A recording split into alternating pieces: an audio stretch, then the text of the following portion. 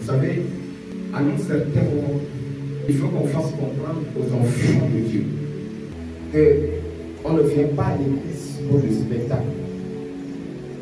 On ne vient pas à l'église pour voir des choses extraordinaires. Si les gens tombent et sont délivrés, gloire à Dieu. Quand Jésus entrait aussi dans l'église, dans la synagogue, les démons quittaient les corps et les gens tombaient par terre. On n'est pas là pour faire tomber les gens. Mais lorsqu'une personne est habitée par un démon et que la présence de Dieu descend là, la personne est obligée de tomber parce qu'il est habité par quelqu'un de plus faible que celui qui vient d'arriver. Et comme le démon habite le corps de cette personne, il tombe en utilisant le corps de la personne en qui il habite. Voilà pourquoi vous voyez les gens tomber. Mais en fait, ce qui nous amène ici, c'est pas en vérité ça. Nous voulons auprès du Maître afin de nous ressourcer, afin d'entendre son conseil, afin d'écouter sa sagesse, afin de puiser notre force en lui, afin d'être nourri par lui, par sa présence, et partir avec cette force afin d'éclairer le monde et de libérer les âmes. Toute personne qui est en Christ, toute personne, je dis bien toute personne qui est en Christ, doit devenir une nouvelle créature. Sans exception. Si quelqu'un est en Christ, il devient quoi? Une nouvelle créature. Toute personne en Christ devient une nouvelle créature. Lorsqu'une personne dit qu'elle est en Christ et qu'elle n'est pas une nouvelle créature, cette personne n'est pas encore en Christ. Est-ce que vous me le savez? La chose qui peut prouver que tu es en Christ, c'est que tu dois devenir une nouvelle créature. La chose qui prouve que tu es en Christ, c'est le fait que les gens voient que tu n'es plus la même personne. Oui. Non, ce n'est pas le fait que tu parles en langue. Non, ce n'est pas le fait que tu pries et puis tu as chaud. Ce n'est pas le fait que tu pries. Non, ce n'est pas le fait que tu chasses les démons qui fait que tu es en Christ. Non. Ce n'est pas le fait que tu guéris les malades. Si quelqu'un est en Christ, il devient une nouvelle. Est-ce qu'on a dit si quelqu'un est en Christ, il doit chasser les démons? Est-ce qu'on a dit si quelqu'un est en Christ, il guérit les malades? Si quelqu'un est en Christ, il devient une nouvelle créature. Les choses anciennes sont passées, voici toutes choses sont devenues nouvelles. Maintenant, écoutez-moi bien. Comment se fait-il que tu dis que tu es en Christ, tu viens à l'église, mais la bagarreuse du quartier que tout le monde connaissait là, c'est la même que tu es encore. C'est toi qui faisais la bagarre. Tu te bagarrais dans le quartier, tout le monde sort. Tout le monde sort à cause de toi. Mais jusqu'aujourd'hui, tu te bagarres dans le quartier. Et tout le monde sait que tu as toujours été une bagarreuse et tu es encore bagarreuse. Et tu dis que tu es en Christ. Lorsque tu es en Christ, les gens doivent se dire, cette femme-là, elle n'en est pas encore à l'église. Avant d'être en Christ, la façon dont elle se bagarrait ici dans ce quartier-là, quand elle se fâchait, tout le quartier sortait dehors. Écoute-moi bien, on doit conjuguer ton ancienne nature au passé. Est-ce que quelqu'un m'entend? Si quelqu'un est en Christ, il devient une nouvelle créature. Les choses anciennes, l'histoire de bagarre, c'est dans le... Il y a des gens, tous les dimanches, ils mettent le pied à l'église, mais ils ne sont pas en Christ. Dans l'église, mais non en Christ. Tu es en Christ pour leur ensemble. C'est pourquoi ces derniers moments, le Seigneur m'a demandé de faire beaucoup attention à certaines choses, à certaines pratiques que je fais. Hein. C'est-à-dire une personne a dit aujourd'hui, tu le vois, il vient recevoir le Seigneur fraîchement. tu le poses la main, tu dis, dès qu'il reçoit l'onction. Et puis il tombe sous l'onction. Il se relève avec cette onction, il commence à guérir les malades. Parce que tu l'as communiqué l'onction de la guérison, il va guérir les malades. N'est-ce pas? Mais il n'est pas encore changé. Il n'est pas encore en Christ. Donc quelqu'un qui n'est pas encore en Christ, tu lui donnes les choses de Christ. Il va utiliser le nom de Christ sans être en Christ comme les services de Seigneur. Le Seigneur dit, fais attention à ce que tu fais. Clairement. Ce que je veux d'abord, c'est le changement. Je veux voir d'abord le changement. Je veux voir d'abord ces enfants m'appartenir. Je veux voir ma marque en eux. Je veux voir ma marque en eux d'abord. Je veux qu'ils m'appartiennent. Je veux qu'ils deviennent d'abord les brebis de mon troupeau. Je veux qu'ils deviennent d'abord mes enfants afin d'utiliser les dons, les talents et les capacités qui sont en moi. Avant de penser à guérir les malades, est-ce que tu es d'abord en Christ? Avant de penser à chasser les démons, est-ce que tu es d'abord en Christ? Avant de penser à faire le ministère, est-ce que tu es d'abord en Christ? Est-ce que tu es en Christ? Avant de chercher le parler en langue, avant de chercher à être baptisé du Saint-Esprit, est-ce que tu es d'abord en Christ? Est-ce que tu es en Christ?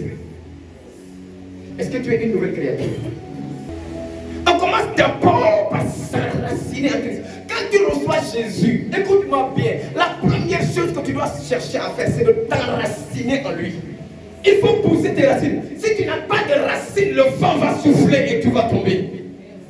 Voyez un grand arbre, les branches, il couvre la terre, mais il n'a pas de racines. Il est fragile. Ce n'est pas parce qu'il est grand qu'il est fort. Non. C'est la profondeur des racines qui détermine le niveau de ta force. Plonge tes racines en Christ. Plonge tes racines. Quand toi tu chasses les démons, quand toi tu veux guérir les malades, tu es debout sur quoi? Tu t'appuies sur quoi? Tu t'appuies sur qui? Tu es en qui pour pouvoir chasser les démons? Voyez les 7 fils de Séba. Ils ont essayé de chasser les démons au nom de Christ. Parce que juste ils ont vu les Paul et les autres. Ils ont dit au nom de Jésus que Paul prêche. Mais toi, ils cherchent d'abord à rencontrer le Jésus que Paul prêche avant de chasser les démons au nom de ce Jésus-là. Ils voient juste les Paul faire. Ils disent au nom de Jésus que Paul reçoit ce Jésus que Paul prêche, s'il te plaît. L'esprit les a bien chicotés. Il dit ok, nous connaissons Paul, on connaît Jésus. Les démons connaissent notre identité. Si tu es en Christ, les démons savent. Si tu n'es pas en Christ, les démons savent. Si tu es en Christ, les sorciers savent. Si tu n'es pas en Christ, les sorciers savent. Écoutez, on peut se cacher des hommes, mais on ne peut pas se cacher devant le monde spirituel. Le monde spirituel connaît les choses cachées. Les démons sont des esprits, les sorciers sont des esprits. Donc ils peuvent savoir qui tu es dans le domaine de l'esprit. Dieu veut travailler, il va agir, mais il faut agir avec de nouvelles créatures. Et le mal aujourd'hui, c'est que quand beaucoup de personnes viennent à l'église, surtout quand c'est des ministères de puissance, les ministères les plus dangereux, c'est les ministères de puissance, où Jésus se manifeste, se glorifie. C'est pourquoi je m'en parle et je parle à mes frères qui opèrent dans la puissance. On doit faire beaucoup attention, parce qu'on risque de faire beaucoup de dégâts. Vous savez ça? Déjà bien, on les fait habituer à la puissance, mais on ne les fait pas connaître celui qui est la source de cette puissance. Ce qui fait que quand tu viens à l'église, tu cherches déjà la puissance. Et tu n'es pas encore assez en Christ. C'est-à-dire que ta vie n'est pas en sécurité. Est-ce que quelqu'un me sent? Tu es à l'église. Tu n'es pas encore en Christ, mais tu veux opérer dans la guérison, sous l'onction. Tu veux la puissance, tu veux le feu. Okay? Les démons peuvent entrer en toi. Je répète. Lorsque tu viens à l'église, et la première chose que tu désires, c'est la puissance. Puisque tu n'es pas encore assez en Christ, qui peut te sécuriser. À partir du moment où tu as soif de faire des choses avec la puissance, Christ n'est pas encore prêt à t'investir parce que tu n'es pas encore une nouvelle créature. Maintenant, puisque Christ n'est pas prêt à t'investir parce que tu n'es pas encore cette nouvelle créature qu'il désire, Les démons, ils n'attendent pas. Eux, ils s'en foutent que tu sois nouvelle créature ou pas. Les démons peuvent s'inviter dans ta vie et puis te donner la puissance que tu désires, puisque tu as soif. Et puis tu commences à faire le dégué. Alors que c'est les démons qui agissent encore. Est-ce que vous m'entendez? Les démons, ils peuvent vous utiliser pour faire des soi-disant guérisons. Les démons peuvent vous utiliser pour vous donner des visions, des songes et des révélations. Est-ce que vous m'écoutez? Faites attention. Oui. Il faut qu'on en parle. Il y a tellement de visions aujourd'hui qui ne viennent pas de Dieu. Tellement de révélations aujourd'hui qui viennent des démons. Est-ce que vous m'entendez? Parce que ces gens ne sont pas en Christ. Tout ce qu'ils ont cherché, je veux voir, Seigneur, je veux voir. Mais tu n'es pas encore en Christ. Et tu veux voir qui? Tu veux voir quoi? Et tu veux voir par quoi? Par qui? Christ ne peut pas ouvrir tes yeux par rapport au monde spirituel si tu ne le connais pas encore. Hey! Maintenant, puisque Christ n'est pas encore prêt, il te dit passe d'abord par la nouvelle naissance. Tu dois d'abord me connaître. Tu dois d'abord devenir une nouvelle créature. Et toi, tu n'es pas prêt à suivre ce cheminement. Mais tu as soif, tu continues de crier. Les démons viendront ouvrir tes yeux. Et des fois, ils vont te montrer des mensonges. Ils vont te faire dire des mensonges. Ils vont te faire voir des mensonges. Ils vont te faire voir des choses. Dieu sait que tu as connu de toi. Enracine-toi d'abord. Plonge tes racines. Avant de chercher, avoir les yeux ouverts par rapport au monde spirituel, cherche d'abord à avoir les yeux ouverts sur la parole. Il y a un homme qu'on appelait Nicodème, Jean chapitre 3, verset 1 à 6. Nicodème était un docteur de la loi. Nicodème était un rabbin juif. C'est quelqu'un qui avait des bagages dans la tête. C'était un religieux. C'est quelqu'un qui tenait des conférences. C'est quelqu'un qui était respecté parmi les juifs. C'est quelqu'un qui avait un grade au milieu du peuple.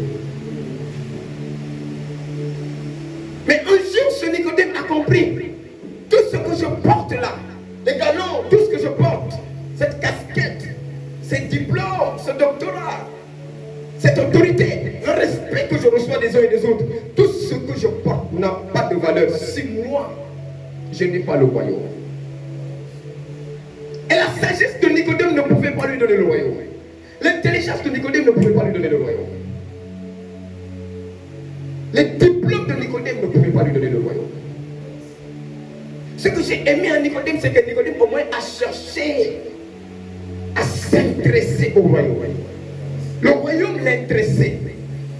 Et il s'est quand même humilié pour aller vers la bonne personne qui pouvait lui donner la bonne réponse. Il s'est caché pour aller de lui vers Jésus. Et il a posé la question à Jésus. Qu'est-ce qu'un homme doit faire pour avoir le royaume d'ici? Au-delà de tout ce que tu as, au-delà de tout ce que tu possèdes, est-ce que tu as le royaume? Et pour avoir le royaume, il faut être une nouvelle créature. Donc Nicodème avait les diplômes, mais il n'était pas une nouvelle créature. On peut avoir des positions. On peut être élevé en dignité et ne pas être une nouvelle créature. On peut avoir même des positions à l'église et ne pas être une nouvelle créature. On peut faire des exploits, des grandes choses et ne pas être une nouvelle créature. On peut même enseigner la parole de Dieu et ne pas être une nouvelle créature. Nicodème était un enseignant. Parce qu'il y a des enseignants qui sont religieux. Ce sont des religieux, alors que Dieu n'est pas dans la religion.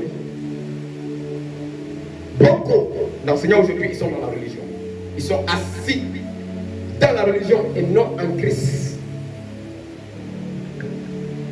La Bible n'a pas dit si quelqu'un est dans une religion. Non. Il dit si quelqu'un est en Christ, il est devenu une nouvelle. Sois pas dans la religion, sois en Christ. Dis-lui bien, dis à celui qui est à côté de toi. Sois pas dans la religion, sois en Christ. Nicodème a mis sa religion de côté. Il a mis ses diplômes de côté. Et il est parti chercher Christ. Il est parti le chercher. Cherche Christ. Cherche Jésus.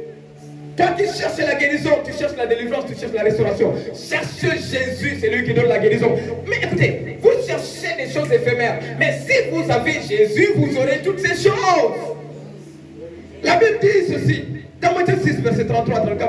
Cherchez premièrement le royaume de Dieu et sa justice. Le royaume et la justice de Dieu se trouvent en Jésus.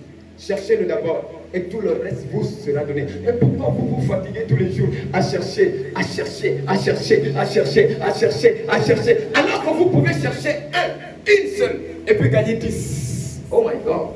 Est-ce que je parle à quelqu'un? Vous pouvez chercher une seule chose et gagner 10 autres choses. Vous pouvez chercher une seule chose et en recevant cette chose, vous gagnez 100. En recevant cette chose, vous pouvez gagner 1000. En recevant cette chose, vous pouvez gagner au-delà de votre imagination. Cherchez premièrement, d'être en première position, avant toute autre chose. Premièrement, le royaume et la justice. Mais nous, on cherche tout. Dieu après. On cherche tout. Christ après. La guérison d'abord. Ah, je viens ici parce que je veux être guéri. La délivrance d'abord. Mon miracle d'abord. Je suis bloqué depuis des années. Je veux voyager. Le miracle d'abord. Nous les hommes, c'est comme ça qu'on fonctionne. Le miracle d'abord. Et Dieu fonctionne le royaume d'abord. Maintenant, allons-y le rejoindre, s'il vous plaît. Si tu le rejoins, tu verras la gloire. Est-ce que je parle à quelqu'un? Et tout le reste vous sera donné. Écoute-moi bien. Ce que tu cherches te sera donné gratuitement, sans que tu le cherches si tu trouves le royaume. Il n'a pas dit chercher le royaume, après vous allez chercher les autres choses. Non. Il a dit chercher le royaume et le reste vous sera donné par-dessus. C'est-à-dire que vous allez recevoir ça sans le réclamer. Quand vous avez Jésus, les choses, le reste là, ça vient comme ça, ça vient. Ça vient. Ça vient seulement. Si tu as Jésus, tu as le royaume. Si tu as le royaume, l'onction va venir. Parce que dans ce royaume, il n'y a pas de faible. Est-ce que je peux parler à quelqu'un? Dans ce royaume, il n'y a pas de faible. Il n'y a que des hommes et des femmes puissants. Des hommes et des femmes qui dominent. Des hommes et des femmes qui gouvernent et qui contrôlent. Écoute-moi bien. Dans ce royaume, il n'y a que des grands esprits. Lorsque tu fais partie du royaume, tu ne seras plus un simple homme, une simple femme. Tu seras en même temps un esprit. Tu peux communiquer avec les esprits. Tu peux opérer dans le domaine spirituel. Hey. Tu peux travailler dans le monde spirituel. Si seulement on maîtrise ces choses, nous ferons de très grandes choses. Des fois, Dieu ne nous permet pas d'accéder à certains niveaux parce qu'on néglige les choses prioritaires. Quand nous avons le royaume, on va naviguer sur l'autoroute. Tu vas rouler sur l'autoroute. C'est-à-dire les petits obstacles qui te limitaient, qui te barraient la route là, ils vont quitter ton chemin. Est-ce que vous me recevez? C'est le royaume qui donne ces choses. Il y a des dimensions auxquelles vous n'allez pas accéder tant que vous n'avez pas le royaume. Il y a des niveaux auxquels vous ne pouvez pas accéder si vous n'avez pas le royaume. Il y a des choses que vous ne pourrez pas posséder si vous n'avez pas le royaume. Et toutes choses vous seront données par-dessus. Seigneur, nous voulons tout posséder. Est-ce qu'il y a un cœur qui veut parler comme ça ce matin? Je ne veux rien rater. Je ne veux rien rater. Même s'il faut que je recommence à zéro, je vais recommencer à zéro. Même s'il faut que, malgré le nombre d'années que je t'ai suivi, qu'aujourd'hui je redevienne comme une nouvelle personne, je suis prêt.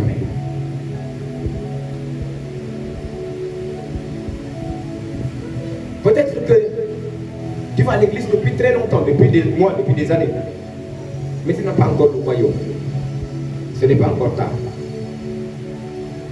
Si tu disposes ton cœur et tu demandes à Dieu de te donner le royaume, il te donnera. Si tu dis à Dieu, je veux être une nouvelle créature, Dieu te permettra d'être cette nouvelle créature que tu désires.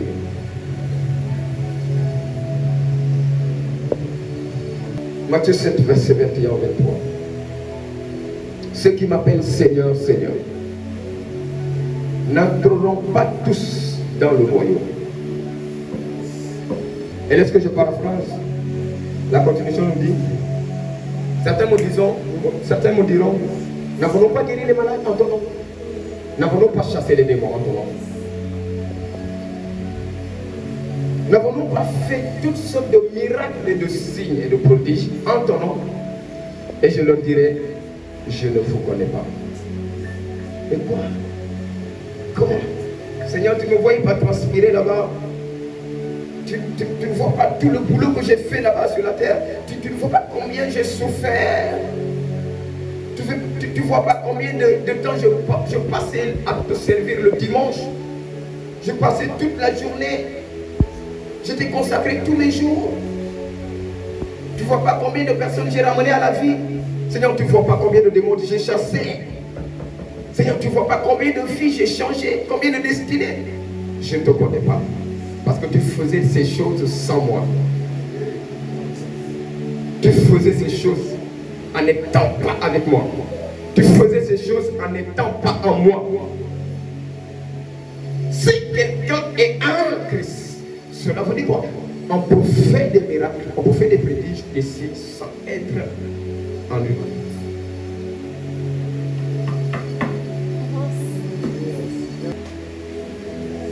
Alors Seigneur, si les miracles ne prouvent pas que je suis en toi, si la guérison des malades ne prouve pas que je suis en toi, si la délivrance des captifs ne prouve pas que je suis en toi, qu'est-ce qui doit prouver aux autres que je suis en toi? Est-ce que les gens avec qui tu étais, tu marchais dans le quartier, est-ce que les gens avec qui tu as grandi, est-ce qu'ils ont remarqué un changement dans ta vie depuis que tu as reçu Jésus? Est-ce que ces gens qui te connaissaient avant que tu ne viennes à Jésus, et ils te connaissent encore aujourd'hui, ils te voient encore aujourd'hui, est-ce qu'ils ont vu quelque chose qui a changé?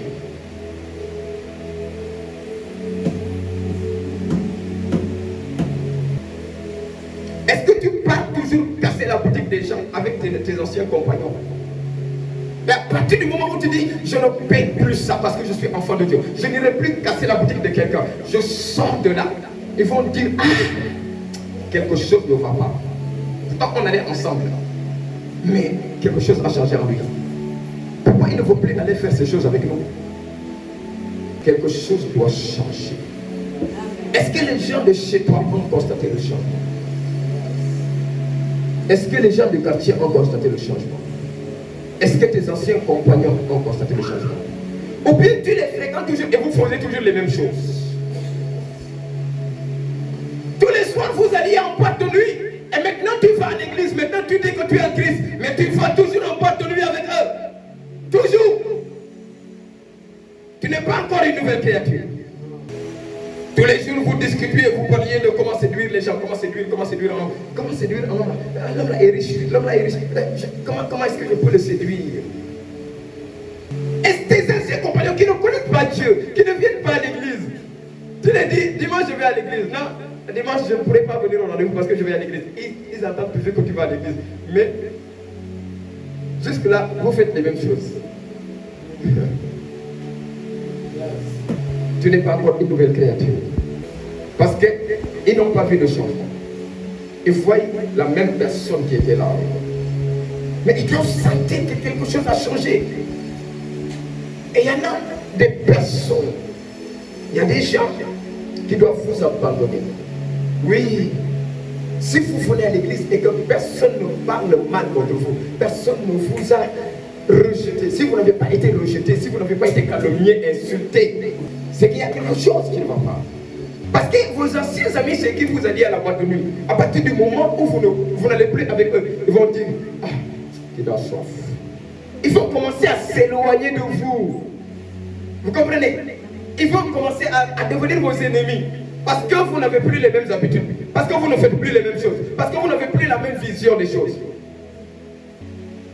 Et la Bible même est allée jusqu'à dire, les ennemis, tes ennemis seront les gens de ta maison. Donc il y a des gens même de chez toi, de ta propre maison, ta propre famille qui seront contre toi. Moi quand j'ai reçu Jésus, mon père faisait partie de mes ennemis. Oui. Mes anciens camarades avec qui je partais, on faisait du boucan. Le jour que j'ai dit je ne fais plus partie de ça, quelqu'un parmi eux m'a serré le col, il m'a dit, toi là tu es maudit. Il m'a dit, ok, on t'a entendu, mais nous on te connaît. Nous, on sait déjà comment tu es ancré dans la chose. Donc, il savait comment j'étais accro. Il savait comment j'aimais le monde. Et il m'a dit, Dieu va te maudire parce que je sais que ce que tu as dit là, tu ne pourras jamais appliquer ça. Mais depuis ce jour, ils ont été surpris de voir que depuis ce jour, je suis même sorti de l'association qui avait là-bas dans le village. Je suis sorti de l'association. Parce que l'association, ils font quoi? Ils font des séances de lutte, ils font des soirées dansantes. Moi, je ne suis plus dans ça. Donc, ils ne pouvaient, il y a des gens, ils ne pouvaient jamais imaginer que moi, je pouvais prendre la décision de ne plus jamais participer à ces choses. Et plus les jours passent, ils m'attendaient. Ah, il n'est pas venu aujourd'hui, mais attendez-le sûrement. Attendez-le sûrement, il va venir. Il ne va pas supporter. Les semaines passent, les mois passent, les années passent. Et puis quand ils me voyaient venir, ils étaient là, tous ensemble en train de causer. En pleine journée, quand ils me voyaient venir, des fois il y a des gens qui vont se lever, ils vont partir. Il arrive, hein? Il va encore nous fatiguer avec son Jésus là. Je prêche, je parlais, c'est-à-dire la chose bouillonnait tellement au moi, partout où je suis assis, je parle de lui. Maintenant quand ils me voient, ils sont réunis, ils me voient arriver là. Il arrive là. Il arrive là. Hey. Ils savaient clairement que je n'étais plus dans leurs choses là. J'étais devenu différent. Donc, on ne me contactait plus pour certaines choses. Quand ils devaient faire leurs affaires là, ils faisaient ça sans moi. Ils n'auront plus besoin. Il y a des gens, quand ils vont voir le changement, ils n'auront plus besoin de te contacter dans leurs affaires là, leurs choses là, les erreurs, les bêtises qu'ils font là-bas. Mais comment se fait-il que quand ils font leurs affaires là, tu es toujours dedans? C'est-à-dire, ils t'impliquent toujours parce qu'ils savent que tu es encore là et tu es d'accord avec eux. Il y a des choses que tu dois quitter. Si tu es en Christ, il y a des choses que tu dois quitter. Dis à celui, il y a des choses que tu dois quitter. Il y a des choses que tu dois abandonner. Il y a des endroits que tu ne dois plus fréquenter quand tu es en Christ. Il y a des personnes que tu ne dois plus fréquenter. Je n'ai pas dit que tu ne dois plus les parler. Mais tu ne dois plus faire ce qu'ils font. C'est-à-dire ce que vous faisiez hier ensemble. Et là, ils vont commencer à se poser des questions. Mais qu'est-ce qui s'est passé? Qui il est vraiment? Je me rappelle, j'étais encore dans le monde un jour. Un jour, en pleine nuit, on devait aller dans une soirée à des dizaines de kilomètres. Pleine nuit. Moi et mon gars. On a attendu la nuit. La charrette, je sais que si je décide de prendre les animaux et de prendre la calèche, papa va refuser. On a attendu jusqu'à ce que tout le monde dort à la maison. On a soulevé la calèche. On aimait le monde. Oui, maman. On a soulevé pour qu'il n'y ait même pas de bruit. On est parti. Vers 5 h du matin, on est rentré. On a détaché les animaux de l'autre côté. Et puis on a fait entrer la calèche tout doucement. On est parti dormir. Personne ne savait qu'on est sorti. Mais lui, au ciel, il savait. Juste pour vous montrer comment j'aimais le monde. J'étais attaché aux choses du monde. Dans une soirée, je pouvais fumer un paquet de cigarettes. Une soirée. Et j'étais encore petit. Hein? quoi je parle. Vous les garçons, les filles, vous savez de quoi je parle. Oui. Ça te donne plus de courage, n'est-ce pas? Je parle aux hommes. On sait, on vient de là-bas. Mais on a compris que c'est de la pourriture. C'est là où les démons nous ont eu et ils ont retardé notre destinée. C'est là où les démons nous ont eu et ils ont retardé notre avenir. C'est là où les démons nous ont eu et ils ont volé beaucoup de choses en nous. Et on est sortis de là-bas. Et aujourd'hui, on les maltraite. Les mêmes démons de mon village qui m'ont tourmenté dans les choses du monde là, qui m'ont fait faire des choses, des bêtises. Aujourd'hui, ils sont sous mes pieds. Je les tourmente et je les chicote. Mais si tu n'es pas en Christ, ils continueront à régner en dominer. S'il te plaît, cherche à être enraciné. Si tu ne l'as pas encore, cherche-le. Si tu l'as rencontré, cherche à t'enraciner en lui. Parce que écoutez, les démons, ils viendront te chercher.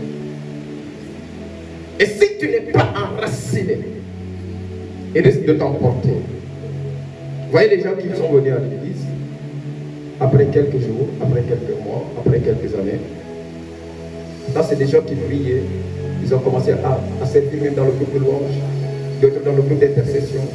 Il y a des gens qui ont commencé même à imposer les mains aux malades.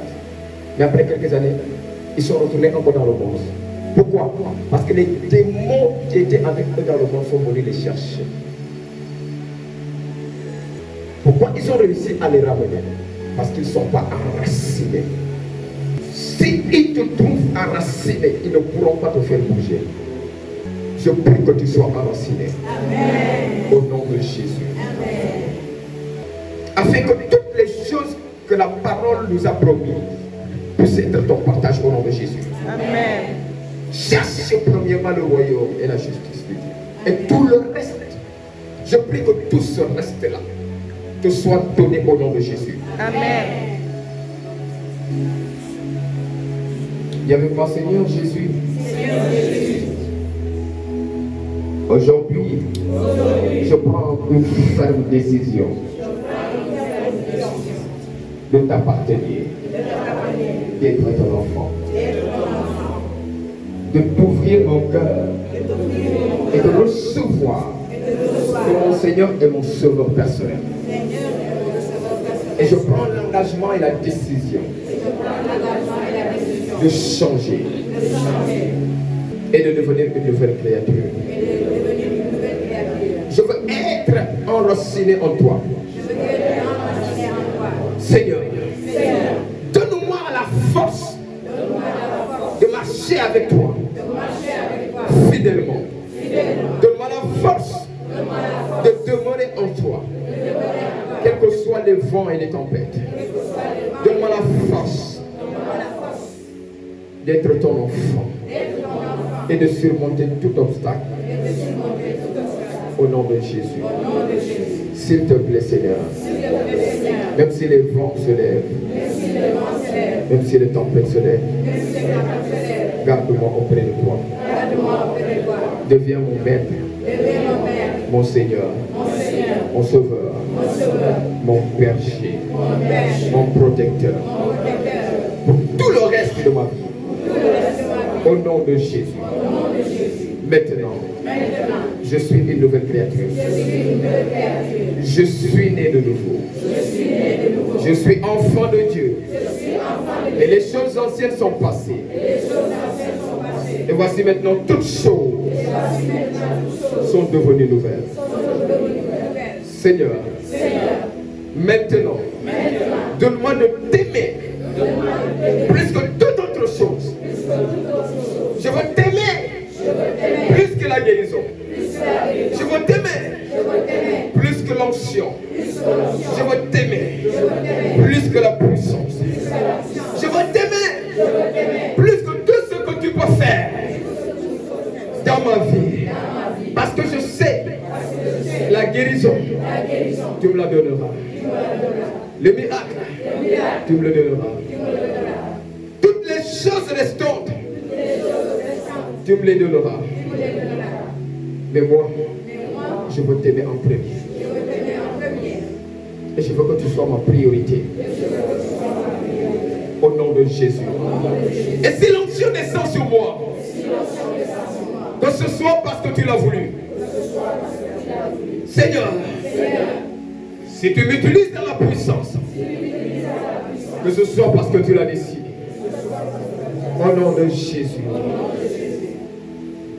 Je veux m'attendre à toi.